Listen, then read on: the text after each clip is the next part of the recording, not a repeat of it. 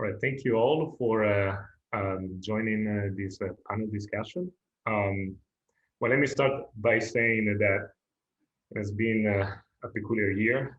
City have been severely impacted by the COVID-19 on a number of fronts. And this crisis has highlighted the severe disparities of our urban communities. This pandemic has also dramatically changed the way we experience the urban environment. And it has highlighted the importance of good public ground and adaptive mobility solution for the health and resilience of our communities. Crises of this magnitude show us clearly underlying systemic problems of our society. So as we look forward to a post-pandemic future, how can emerging mobility technologies support multimodal transit and the public realm? And this is the questions that we bringing up to you today. Today, I have a great group of panelists to discuss ideas on a multimodal transit in the public realm. So I'm joined today by Shin-pei Tsay. Shin-pei experienced converged at the intersection in design and policies with a focus on sustainable and inclusive transportation. She is the director of policies for cities and transportation at Uber, where she leads a team of that is focused on creating sustainable, inclusive, and multimodal urban future. Thank you, Shin-pei. Then I'll follow with Andrew Hart. Andrew is a transportation planner in the city of Sacramento, Department of Public Work. Andrew's project focuses on transportation safety for all modes of travel, active transportation, and Vision Zero programs. He is currently leading corridor studies, teaching classes on bike and scooters, and continually installing bike racks around the city of Sacramento. Thank you, Andrew. Then Jason Novsam. Jason believes that streets are for everyone. And as a senior associate at Nygaard, he leads the efforts towards an equitable and people-centric approach to street design that revives traditional street performance measures with new tools and analytical methods. Thank you, Jason. And then Gerry Tierney. Gerry is an associate principal and mobility lab co-director at Perkins and Will. Gerry focuses on the evolution of urban mobility and the impact of TNC, micromobility, and autonomous vehicles on the public realm, placemaking, curb demand, augmented transit, and the future of parking. Thank you, Gerry. And myself, I'm Luca Giaramidaro. I'm an architect and urban designer and a senior associate at Perkins and Will, where I lead the design and planning and programmatic services for transit-oriented development, urban regeneration, transportation enhancement, and multimodal area planning. All right, so thank you again for everybody for joining this panel discussion. Before we start our roundtable discussion, I'd like to first give a quick presentation on the work that we developed, we as Perkins and Will have developed with Uber on the subject of multimodal transit in the public realm.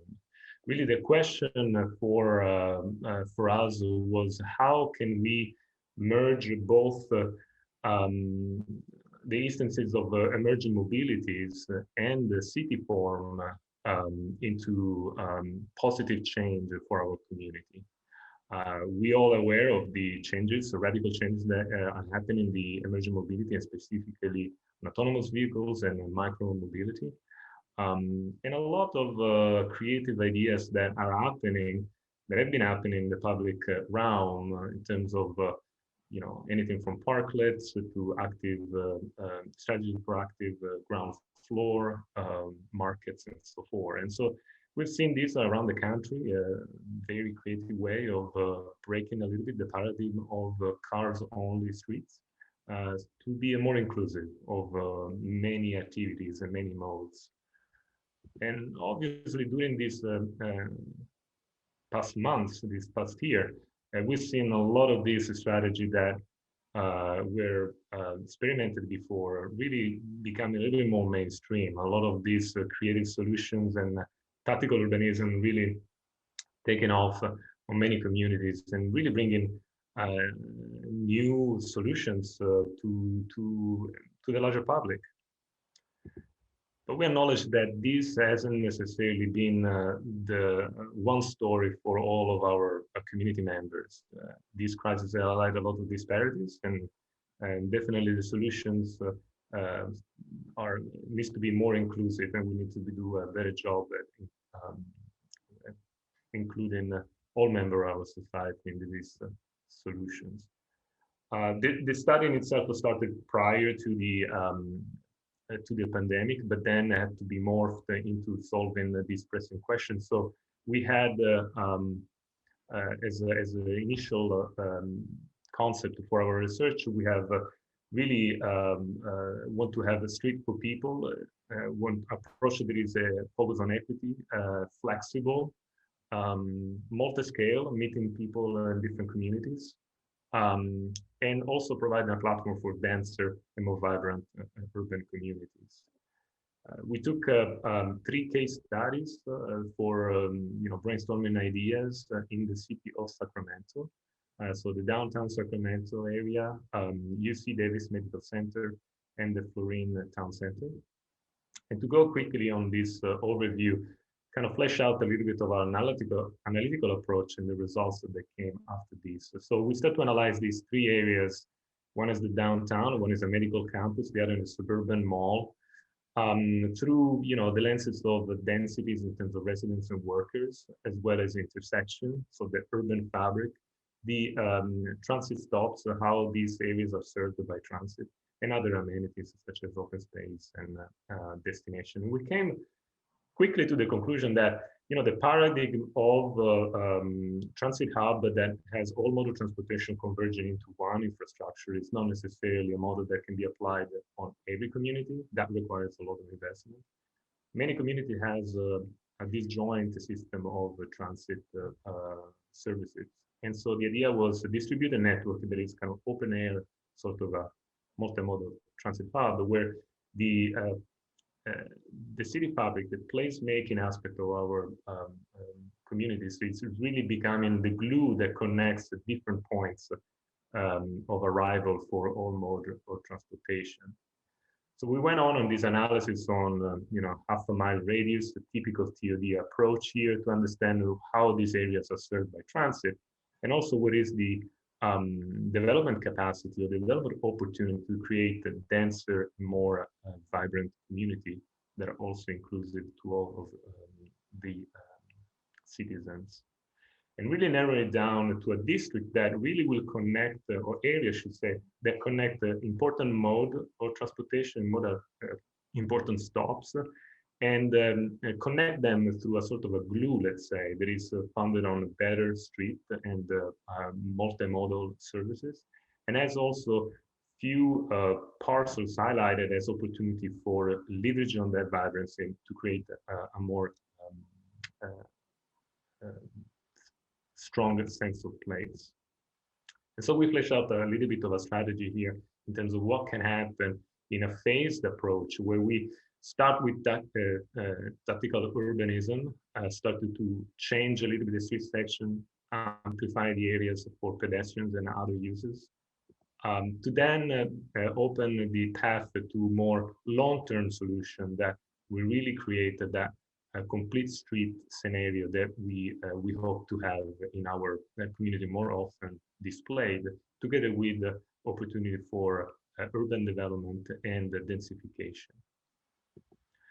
And this relies, of course, on an understanding that the street section in itself will have to accommodate more modes, to have much more flexibility.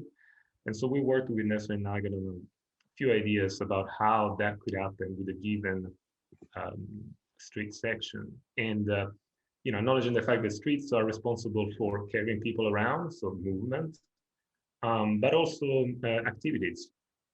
And so how can we play that dual role and providing that flexibility?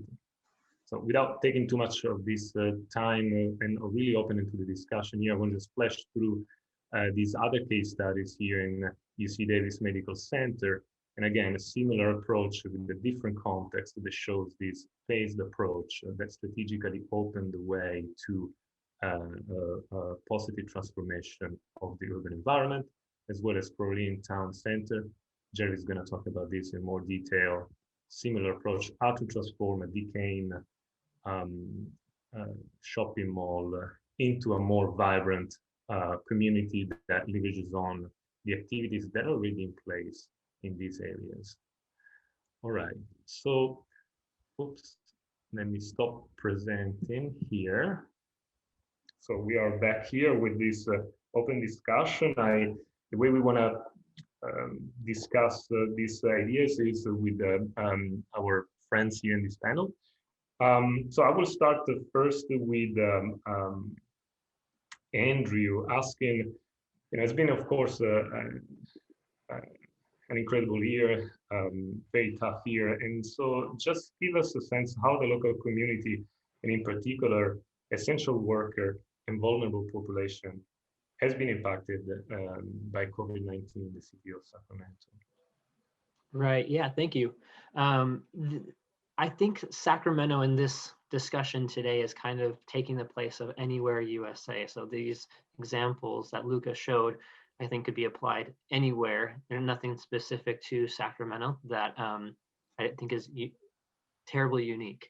And I think my response to this question about how the pandemic has affected Sacramento residents, again, is probably not terribly unique to Sacramento, but we've seen a dichotomy of how it's affected our residents. There's some people that are doing just fine being able to work remotely from home. Sacramento is the state capital of California, and so we have a lot of state buildings here, and a lot of those state jobs have been able to shift to remote, which has been great for them, but it changes the transportation dynamic, especially coming in and out of our downtown during rush hours, during typical peak hours. But we recognize that there is, like I said, the dichotomy that there's a lot of essential workers that haven't had the ability to work remotely from home.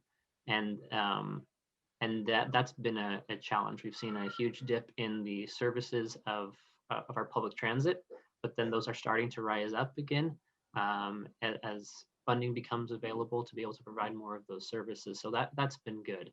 But we can tell that the travel patterns has certainly changed. And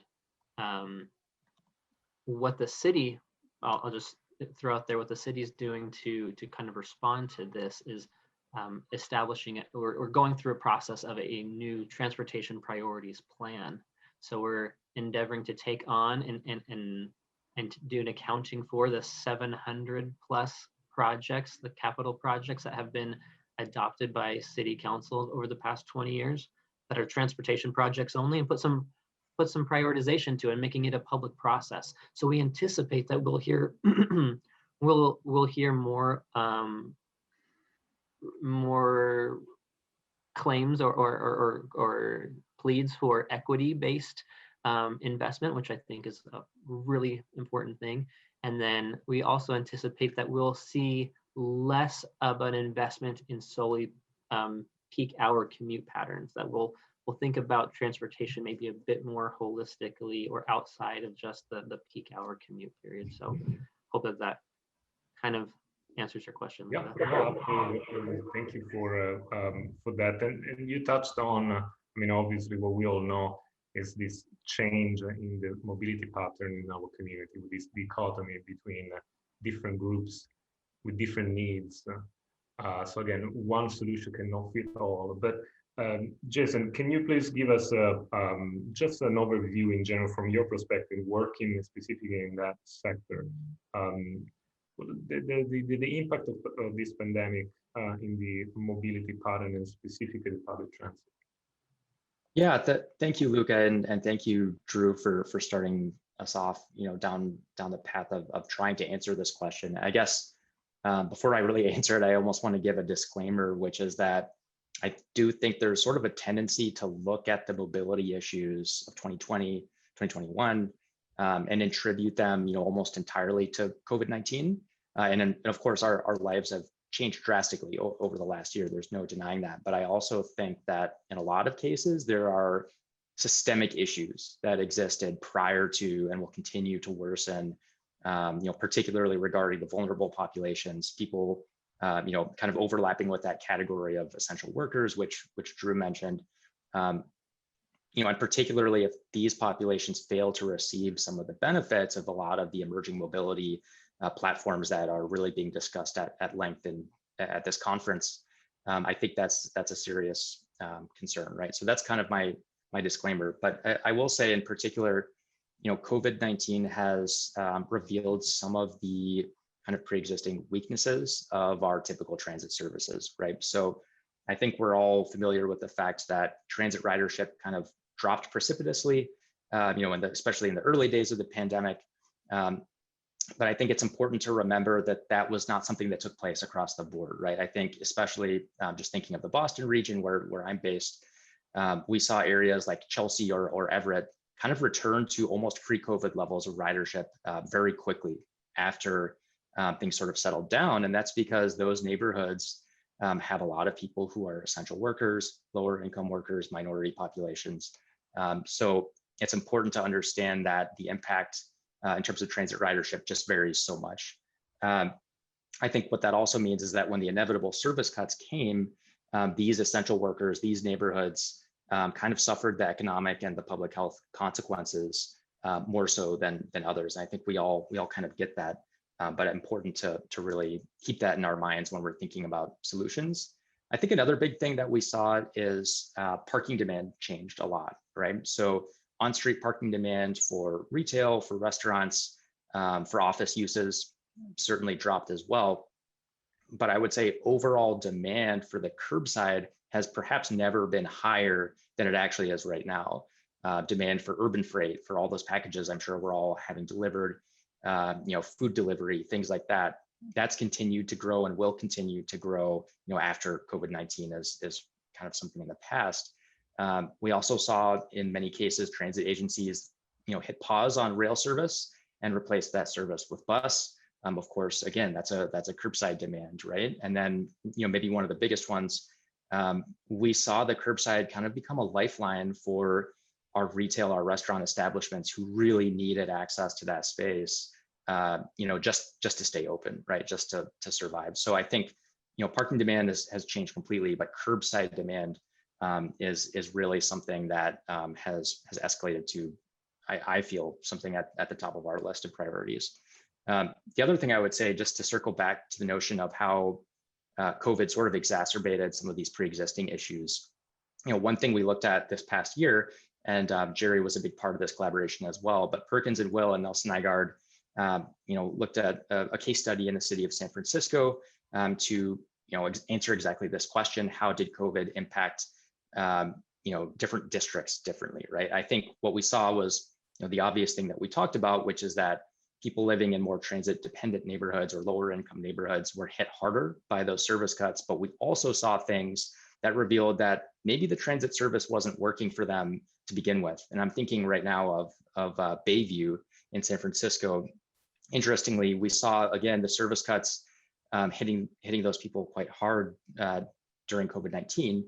Interestingly, that neighborhood also has one of the highest car ownership rates in the entire city of San Francisco. So it's sort of like, how can these things be coexisting in the same place? What we've realized is that the type of work that people in that neighborhood are doing, shift work, healthcare work, maybe they're working multiple jobs, they're working at night, regular 9 to 5 kind of peak commuting transit service that's radial just doesn't really work for them, even prior to COVID, right? So it's interesting to me, at least, that the experience of this pandemic has started to draw attention to some of the ways in which traditional transit service maybe wasn't serving those populations correctly to begin with.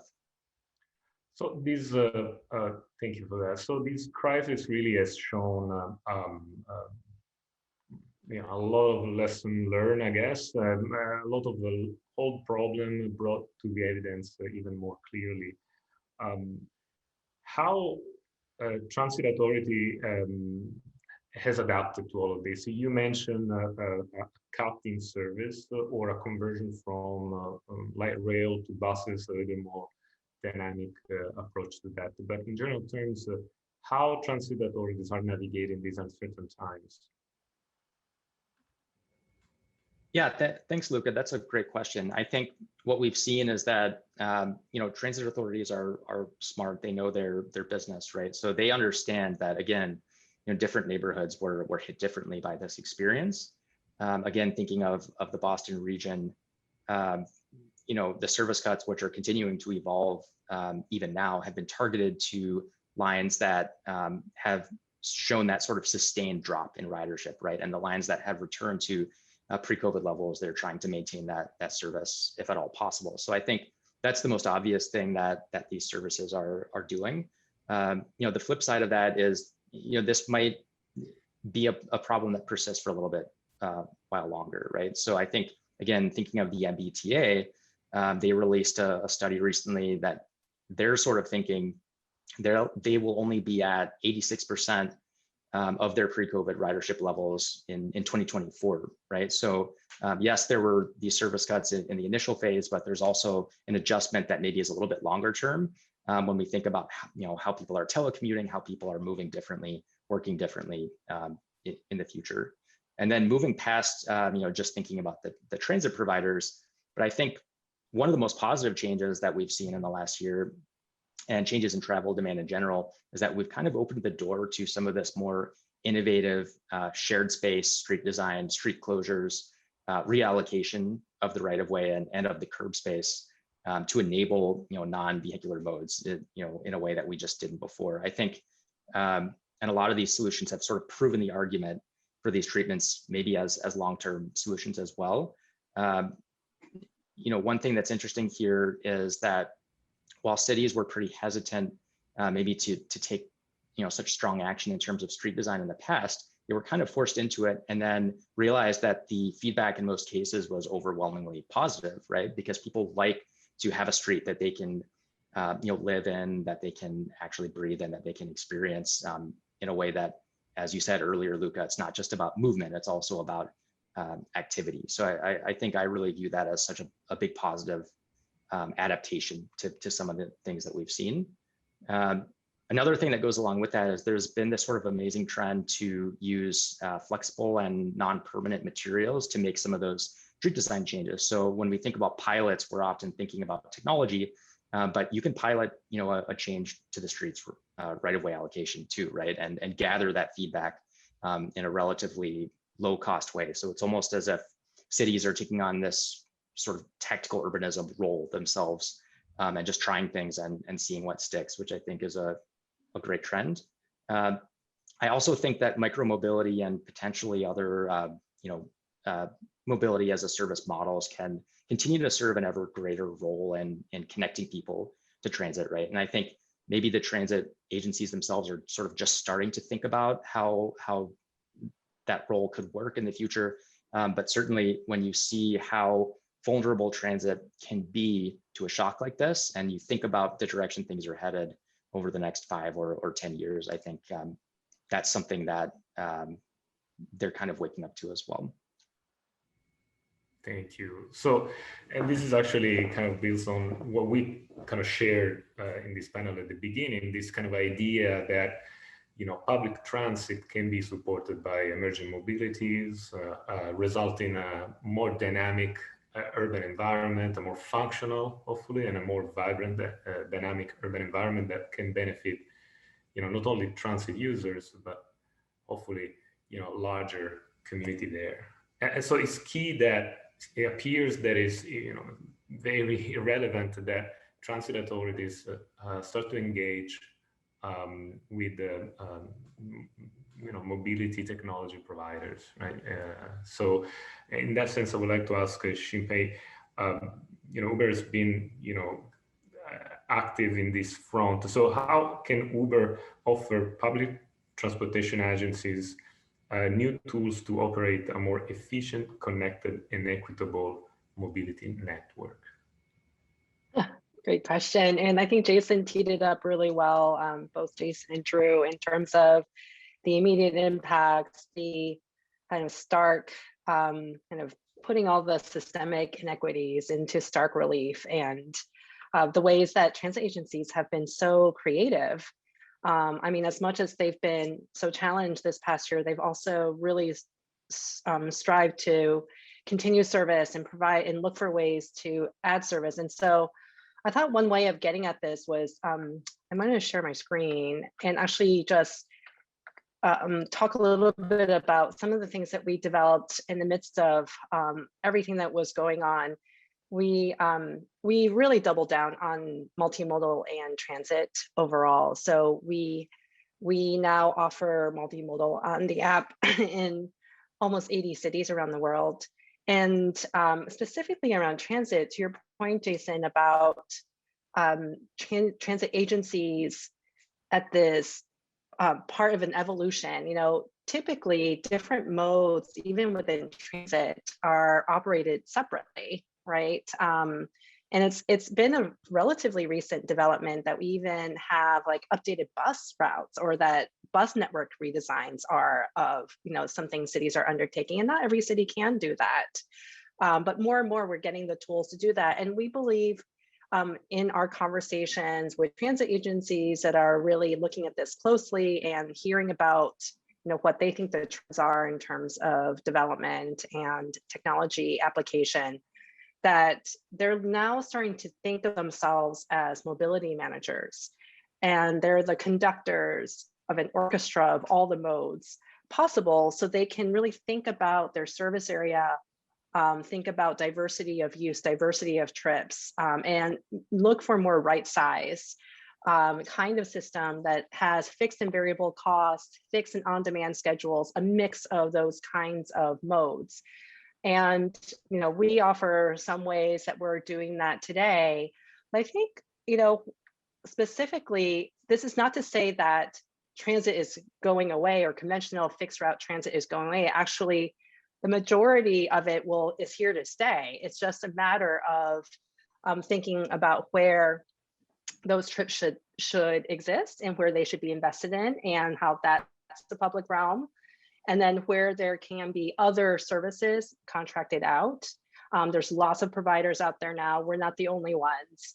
And there's micromobility providers, and some transit agencies offer micromobility as well. And so thinking about all the different kinds of neighborhoods and the trip types, you know, you can start to offer all those different modes. And just, you know, here I just wanted to show, like, there's a transit agencies know this very well, that, you know, the subsidy per trip when you don't have a lot of passengers is incredibly high.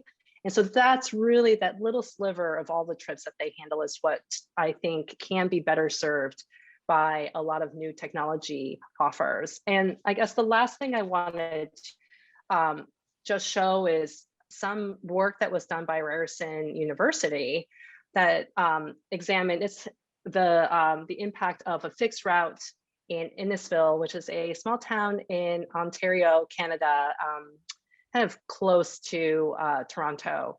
They have a transit, like a regional transit station that takes them to Toronto. And they really were at this conundrum of, you know, should they invest in fixed route, or should they invest in on demand? And they saw this map on the very far right is the reach, the access to trips that they can provide throughout the entire town. Red is better, is higher access. I was a little thrown off when they were using red as good, but red is deeper access, higher access. And I thought that was really interesting that even, you know, adding one bus route understandably may not increase access very much, but two bus routes actually doesn't discernibly add, it's a marginal improvement, right? But when you can add on-demand rides to it, for the town, that improves it significantly. And I think, you know, they also looked at, you know, the cost comparison, right? The cost of providing on-demand versus fixed route is actually more cost-effective because they were able to provide access to so many more people. And given the equity concerns today, there's a case being made that this mix of fixed and on demand might be the way to go, especially as you're thinking about some of the things that Drew talked about, that changing travel patterns, really wanting to tackle some of the systemic inequities, et cetera. So I'll just stop there. But those are some of the ways that we're starting to see the application of these technologies come forward. Thank you, Shin-pei. And this is, again, showing, I think, what we fleshed out also in the initial study that we presented, that we're dealing with, of course, a system that is not perfect.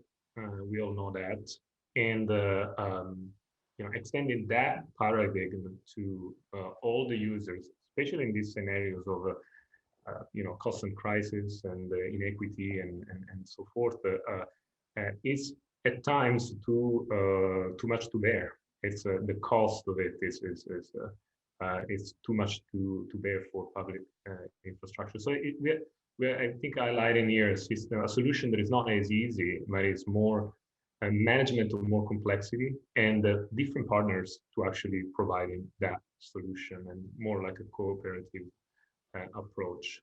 And all of this happen in the public realm. And so I think we also need to kind of figure out how one solution not only benefits commuters, but also the larger public. And so the question that I have for Gerry is, we expressed these ideas, this kind of open air multimodal transit district. And I wonder how that can support a stronger sense of place, a more vibrant and active urban environment, and how that benefits the commuter. Great question.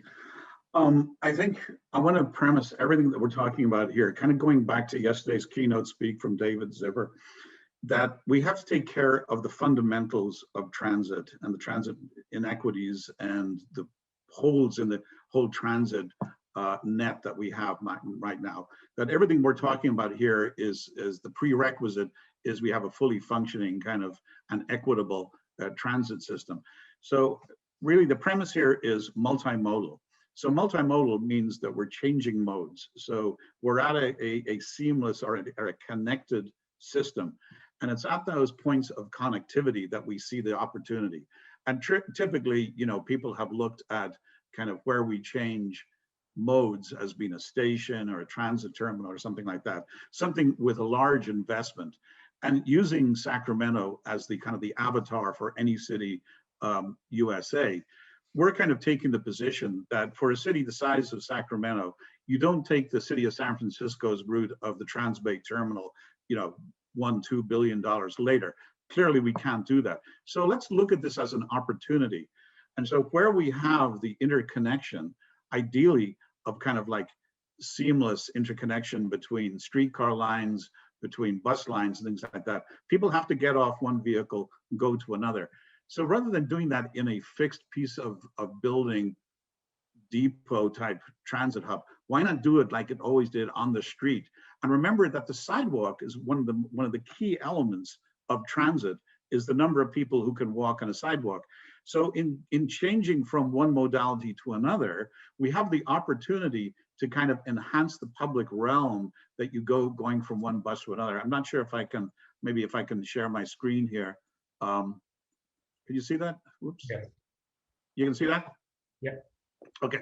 So, this is downtown Sacramento.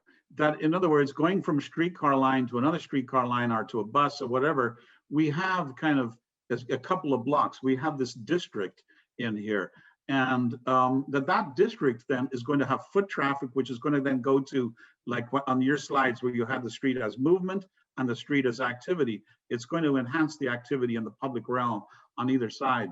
But also, in addition to that, I want to see, do you see this one here? Yes. Is this the Florian Road? Yes.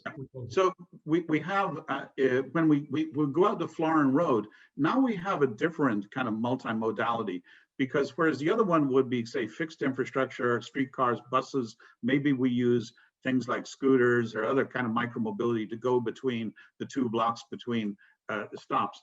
Here, the situation is different, because here we would have like one or two bus lines terminating at this area. And this is the same scale to the previous plan. And looking at that, this is a massive area. But the thing is, you have got an area out here that's not served by transit. So the idea being to use alternative mobility, and that could be a TNC, it could be a VIA shuttle, it could be whatever, it could be bikes, and it could be walking to get into this area and then create the density at one of these failed shopping malls, build up that density. And so here we start seeing that the nodes, the multimodality nodes, offer an opportunity then to create a link between the two, which addresses the needs of the community, which when you have a failed shopping center, meet the community where they are, give them the retail that that community wants, and also replace the asphalt with affordable housing so that we start bringing land use planning and transportation together, put the people where the commercial retail that they want is right by the housing, is right by the transportation network. So this is really what we kind of have tried to do in this one. So if I can unshare my screen, let's see, stop sharing. Okay, so hopefully that kind of illustrates kind of how we have the opportunity here to something as mundane as David Zipper said, of changing modalities can be used as an opportunity for enhancing and creating a more vibrant kind of street culture and even a neighborhood. Right, and you touched, of course, on the aspect of equity in a sense. So, thinking about how that transformation is beneficial to different community members and be instrumental to the change that we hope to achieve in communities, specifically the community on needs. So that leads me to a question I kind of want to bundle together. I think we're a little running a few minutes short of time here, but both to Andrew and Jason. So these ideas rely on a kind of a change of the public realm, a more dynamic approach to the street section. That is also focused, of course, on the importance of the public realm in the need of transportation, specifically for communities that are underserved. So there is a focus here that is very important to address on equity and deliver through flexibility. So first to Andrew, and then to Jason, how the city is kind of rethinking or kind of refocusing the attention as we're coming a year into this pandemic in terms of the public realm and transportation. Yeah, so I think we're hitting on a very important topic, that the public space, the public realm needs to be more flexible. And I completely agree with that. I happen to be leading a corridor study right now that's just wrapping up that is along the same Stockton Boulevard. It's along the same routes that Gerry and Luca have highlighted as these case studies. They're separate efforts, but coincidentally, they're looking at the same thing.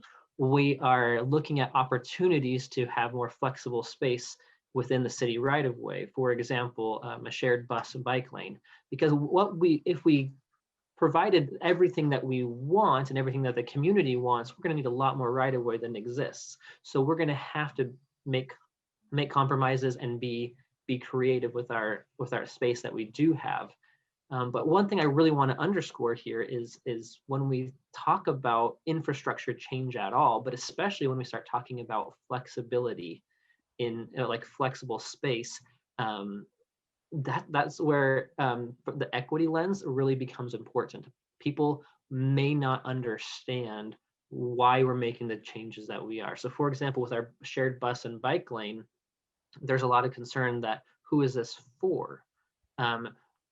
People are concerned that we may not be accommodating some bike users. Well, the people that need to be on bikes because they're dependent on bikes, not just on bikes because that's part of the lifestyle that they want to portray, but they actually are dependent on bikes. They're out on the street right now with virtually little bike infrastructure at all. So we think that providing them a space that majority of the time is a very comfortable ride, and then when you do have 10-minute headways or 12-minute headways of transit, then you do have this shared space, but you're sharing that space with trained drivers. So we're helping, we're trying to get that conversation started and that education, that rather than sharing this roadway space like you are today with untrained drivers that might be distracted with a dozen of the other things, you're going to be sharing the space occasionally with a trained transit driver that has one job and one job only, and that's to focus on the roadway. But I do think that whenever, even if you're talking about shared space up at the sidewalk level, because some of our designs for the same corridor on different sections, we talk about bringing the bike lane up to the sidewalk level and doing a separated bikeway. And a lot of people really like that idea as well. But then you start having concerns about the conflict between bikes and pedestrians. Right. And then once you electrify any of those devices, whether you're talking about electrified scooters or bikes, then it's another level of conflict. And I think you always have to come back to the question of who is this serving, and is it for the community? Even in our best intentions, if it is for the community that is existing there and not for the community that will come in and replace the existing residents, like a lot of people have that concern, we have to make sure that we're delicate with that conversation and hear them out in their concerns. So it needs to, I think whenever there's a change of the infrastructure and an investment in the infrastructure, that seems perhaps combative or threatening to the folks that live there today, because I feel like it's not an investment for them, but an investment for the people that are going to come in and replace them. So I just want to underscore that. I think flexible space is the key, but we just have to make sure that we're having those conversations with the public so they understand and are brought along with that dialogue as well. Right. So there are there's a lot to cover here and with a few minutes, but I want to tackle these aspects that are very important. One, there is a technical aspect about, can we manage the level of complexity or the kind of flexibility within the street section? Do we have the solution to actually make it happen and attract the public into using these alternative mode of transportation? That is a question for Jason. And a question for you, Shin-pei, already preparing you for this question is, equity, the perception of these technologies being non-equitable, and the actual barriers, that we rely on certain level of technology and access to the technology. So before we go to that though, Jason, is it even possible on the street section, on a given street section, to have all of these modes happening? Yeah, I think it's a great question, and I'll try to be brief, but I definitely want to call back to one of Gerry's comments on that, which is, before we start thinking about how mobility as a service can play into this, we have to think about the fundamentals, right? And I think the question then becomes, what are the new fundamentals? Because the way that we've designed streets in the past doesn't always facilitate that flexibility that, Drew, like you're saying, that ability to compromise between different modes is not always there. I think a flexible street, just to take perhaps that bus lane example, if we look at a neighborhood and we say, okay, we have transit riders, they need a bus lane based on that ridership, do we then ask, okay, can micro-mobility or micro-transit services from Uber or Via or similar, can they use that? Can the cyclists use that? Can the scooters use that? Well, whatever it is, I think, all of us know how precious that right-of-way can be. So it's about making those trade-offs. And then, to tie it kind of back into the equity perspective, yes, the way people travel varies between neighborhoods, but even within a neighborhood, you can have these equity issues that are a little bit more invisible, right? The way that I travel to work is likely completely different from the way that the healthcare worker or nurse, who lives 2 doors down from me travels, right? She doesn't have the same options that I have. So I think that type of a scenario is where mobility as a service can start to play a bigger role, right? In service of equity. I'm thinking about, for example, something that Via is doing in Seattle, in the southeastern part of Seattle. They're allowing their microtransit service to directly funnel people into the public transit service using the same fare system, same fare structure, but it's through their service model, right? That's an example of serving a vulnerable population with microtransit, with mobility as a service, to solve an equity problem. I think, again, the healthcare perspective is another one. Healthcare workers are just notoriously unable to use traditional transit services. again, that's somewhere where mobility as a service can play a massive role. Okay, and so Shin-pei, how can we make this accessible? Are there tools and techniques to actually broaden access to this emerging mobility technology to underserved communities? Yeah, absolutely. But I think that it just to play on the theme of getting the fundamentals correct, right, as you try to apply the technology, is first, what is the definition of, addressing equity? And I do, given our privileged positions and our, in sort of a professional vantage points, we tend to look, there's a tendency to look at it from the kind of technocratic perspective. And when you start to think about what are those needs of people in that community, how are they showing up in terms of their preferences and where they need to go? Something that was early in the study from the scenarios that Perkins and Will did was that around Florian, I believe, town center, there were a lot of jump bikes being abandoned. It was sort of like just outside of the service area, but there was clear desire and demand to use it. So I do think there's this question of, what is that problem? What's the equity problem we're trying to solve? In Innisfil, the equity problem was that this little town really wanted to give people who didn't have access to a car a way of getting around, and specifically getting to the transit hub. It's not the biggest town, but it's pretty rural, and they don't have a lot of revenue or funding for a transit system.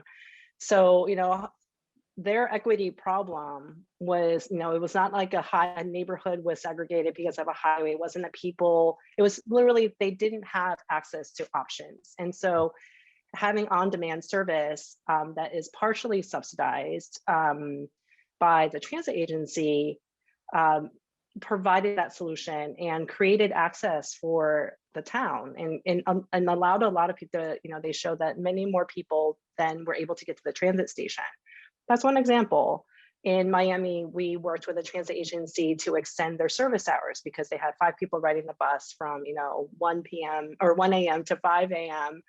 That's another version of helping with equity, because those were essential workers trying to make it home, and waiting an hour for the bus after a long shift is really terrible. We're working with a foundation in the DC area to provide trips to a special neonatal center, because it's so important for the moms to get to the babies when they're in these centers, and there's a high proportion of lower income mothers who can't reach those fancy centers, medical centers. So I do think there's a bit of needing to define the problem and then partnering with the agencies, with the city, with multiple stakeholders to address it, because it's not just the private operator that needs to solve the problem, but it is something that hopefully the city shares in and that the community stakeholders share in. And I think that problem definition piece is really quite important.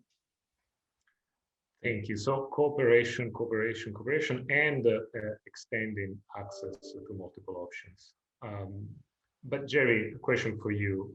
Is this ideal system of transit that is in partnership, private, public, and it's all flexible, it's going to solve all our problems in terms of equity in our societies and our communities? Really, what is beyond transportation fundamental in delivering equity in our community?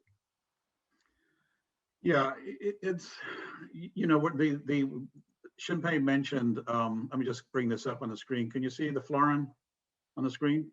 Not yet. Not yet. Excuse me. You should see it now. Yes. Yeah, this was an interesting case of where kind of the intersection of multimodality, equity, and density all come into play. And I think the key lesson, though, is meeting the community where they are, both literally and physically and metaphorically. This is a community which has a very low car ownership. It's got multiple breadwinners per household. As Shin-pei mentioned, we would see jump bikes out here being used because people, as Drew said, were using the bike not as a lifestyle choice, but as a means of getting up and down Stockton Boulevard closer into work.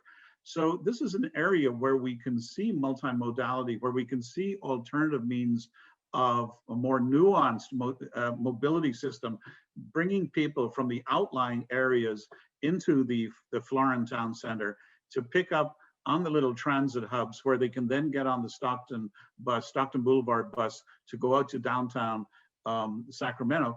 But more importantly, where you have a failed shopping center, now we have an opportunity to bring retail in here, because right now it's got a Walmart and a series of closed big box stores, but it's got a very active farmers market and very active kind of pop-up tents of local businesses just popping up on the sidewalk. And it creates the opportunity to put the retail in that the community wants, listen to the community, as Liz Ogbu said, what do they want, provide that, provide the means for that, but also then take over all of this asphalt in here and provide the housing that they need. Now we increase the density, now we give a kind of a source of ridership, but also how do we bring the ridership in to this area? And so this is a perfect kind of nexus, is maybe in these suburban areas rather than the downtown, kind of like how do we kind of repair the damage that we did out in the suburbs? And this is where a lot of low-income families are being forced to move, is into the outer hinterlands. And how do we serve those? Thank you, Gerry. And we are coming to the closing of our session with 9 minutes to go, and we need to be on time. So I'll ask the participants to this panel to either ask question. I think you have an option to verbally chime in, I think, or add the question in the chat box. And while we're waiting a question to come, Gerry, is you're basically suggesting a scenario which we worked on, and it was the premises of our work, is that let's address transportation, let's perfect system to the best of our capability, but not to just solve the problem there, but be an enabler of a deeper change in the community. We still perpetuating inequity if a certain community, with all the best options they might have in terms of transit, they will still to commute an hour to get to essential destination. So there is a more fundamental question, is how we shape our cities, how we program our cities, what are the densities that can make our neighborhood more sustainable, which each community can gather around it, expressing their identity and addressing their needs. So that transit is, of course, an important component of the picture, but it's not something that, if not delivered, will make the system all fall down. I mean, this year we've been staying a lot at home, and for us that has, they're privileged to have a market and other uses just around the corner is easy, but for other communities that means longer commutes. That means leaving kids at home, and that is not always able for families to do, and so we have to acknowledge that. Yeah, Luca, I mean, transportation we've been talking about, but that is only one component. I mean, it's the intersection of several things in here, and what I'm thinking is that where we have, the only reason we have transportation problems is that we have people living over here and we have the workplaces over there, and we have to go between. Obviously, if you adjust the land use so that your live work is closer by, but we have to live in the reality that it's going to be a long time before we get there. So we have to really come up with a transit ecology that reflects the new normal going into a post-COVID world. I mean, there's what we were doing in 2019 and what we're going to be doing in 2022. I think are going to be two different worlds. I think we need a more nuanced approach to kind of like what that transit service is going to be. It's not all going to be 40-seater buses. It's not all going to be light rail or heavy rail. I think we have to look at the other mobility options, and that is the TNCs, the shuttles, the scooters, the bikes, and the walkways, pedestrian walking, making the walking environment more attractive. All of these things have to come together. And when we're developing this, we have to listen to the communities. What do those communities want? And out in Florian, lo and behold, they actually thought the jump bikes were great. They were a godsend. Whereas you go to other neighborhoods and they see jump bikes or any of the bikes as a form of gentrification. Listen to the neighborhoods, what Liz was saying.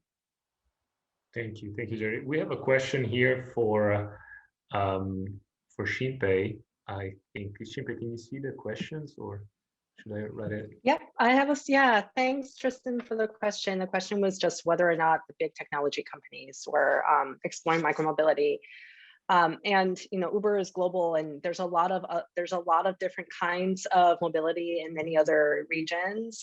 One of the things that we were working on as a result of many of the changes I'm sure that everyone has heard of during COVID is to set ourselves up to better explore partnerships with whether they're local operators or other kinds of vehicle types, or we have mopeds on the platform in Paris, for example, and we have Lime bikes and scooters in nearly 80 cities. And the hope is that we can create that ecosystem that Gerry is talking about. We can create that ecosystem or provide access to that ecosystem through the app in some degree or another. But I would say also it's not the only way, right? We still, the majority of these places are up against private car use actually as the biggest competition. And so like the challenge to me is how do you provide access while striving to deal with these fundamentals and equity issues with all these new tools, but recognize that without really addressing some of the more structural issues around supporting private car use, you're really just nibbling around the edges. So that's some of, I think that we have like, the proposal has been amazing to explore the potentials, but the reality, and I think everyone at the conference is delving into this, is there's a lot of structural change that also needs to happen simultaneously. Yeah. Thank you, Shin-pei. So I don't see other questions coming in the chat box at the moment, but just continuing on this point with 3 minutes to go. So Andrew, a question for you. Sacramento is notoriously a bicycle capital also. I mean, there's a lot of people using bikes. The jump records when Jump was operating were showing Sacramento as the city with the most actually more users asking for Jump bike rather than Uber ride, which was incredible. It's a pleasant city. It's relatively flat, a lot of trees. Is the city looking at it in more proactive way? I mean, we have Grid 3.0 already in place. What are the next steps? Yeah, so we're actually doing final design for expanding our downtown and midtown bikeway network, doing separated bikeways and adding 60 blocks. So I mean, it's maybe not as large of an investment as other cities, but we're really thrilled about the expansion of our bikeway network in that regard. I think what you were referencing, the jump bike usage rate, I think we were second to Paris. So we're still, have a chip on our shoulder to come after Paris. But we're also, really just looking forward to expanding in other ways as well. Like I said, we're investing in or re-evaluating how we're investing in transportation. And I think we're seeing a shift. Like you said, it's a good climate, good flat area to commute in. So that has been advantageous for us as well. One thing we're about to kick off is in the next couple of months to a year, we'll be kicking off a bike lending program with electric assist bikes. So allowing them to get in the hands of individuals for long periods of time to see how they can really shift their daily use by getting them on an electric bike or an electric cargo bike. So we're really excited about that, because I think that could really open the door to some people, especially in neighborhoods where car ownership is pretty low. All right.